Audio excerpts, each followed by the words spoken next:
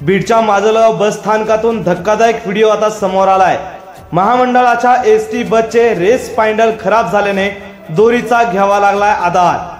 शेकडो प्रवाशांचे जीव सध्या धोक्यात आहेत। महामंडळ आणि परिवहन कार्यालयाचे याकडे दुर्लक्ष झाल्याचे सुद्धा पाहायला मिळतंय।